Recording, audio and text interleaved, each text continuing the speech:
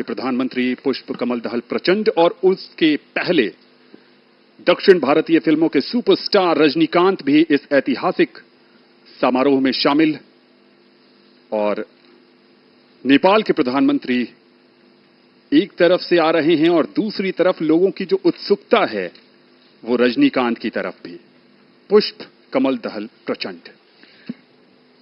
नेपाल के प्रधानमंत्री श्री पुष्प कमल दहल प्रचंड और उनके साथ उनकी पुत्री,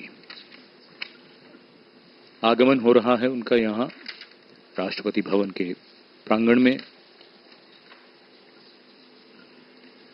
नेपाल भारत का एक महत्वपूर्ण पड़ोसी है और सदियों से चले आ रहे भौगोलिक, ऐतिहासिक, सांस्कृतिक और आर्थिक संबंधों के कारण अपनी विदेश नीति में एक विशेष महत्व रखता है। जगत प्रकाश नड्डा, भारतीय जनता पार्टी के राष्ट्रीय अध्यक्ष,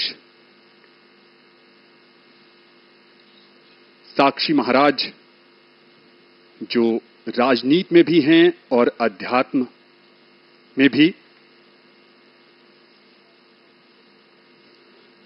संजीव, इस बार इस बात की भी लोगों में दिलचस्पी है कि क्या जगत प्रकाश नड्डा को संगठन के प्रभार से हटाकर मंत्री पद मिलेगा। भूटान के प्रधानमंत्री श्री शेरिंग तोब्गे का आगमन,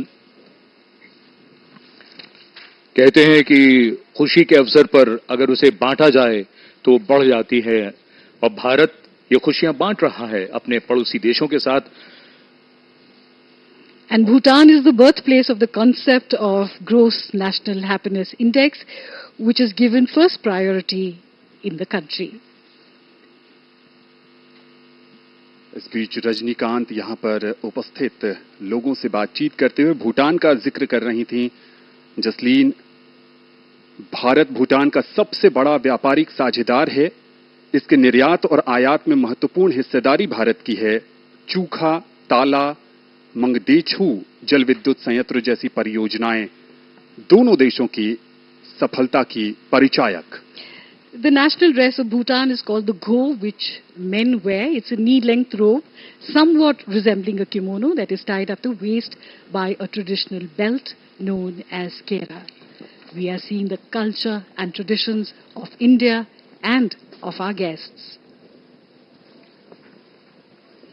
मॉरिशस कि यहां पर प्रविंद कुमार जगन्नाथ का आगमन होता हुआ। मॉरिशस भी भारत का महत्वपूर्ण साझेदार रहा है।